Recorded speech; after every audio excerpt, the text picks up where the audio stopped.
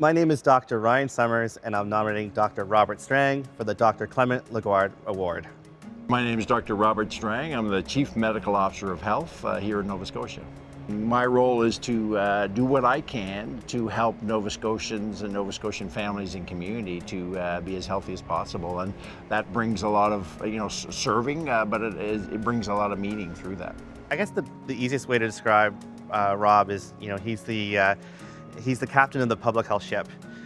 He's been in the position since the mid-2000s, and he's had a real significant role in setting the direction and the strategy for public health in Nova Scotia. We've gone through a lot of stresses over the past couple decades now, not only with COVID, but we've had issues with opioids, alcohol, cannabis.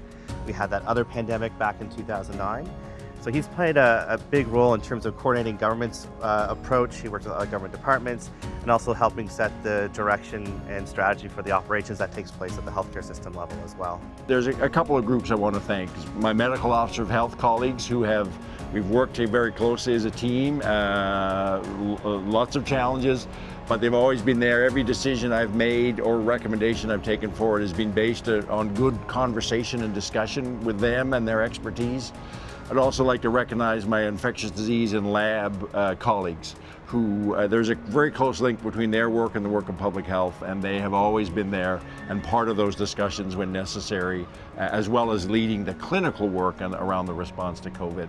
And lastly, I think, recognizing the two premiers I've worked with, Premier McNeil and more recently Premier Rankin, who Premier McNeil set the example and Premier Rankin followed, that they always said the health and safety of Nova Scotians comes first, and they have understood that a good public health is actually good economics and haven't created that divide, and also been very clear that we haven't politicized COVID or aspects of COVID here in Nova Scotia. And so I give them a lot of credit and thank them for taking that position and their leadership.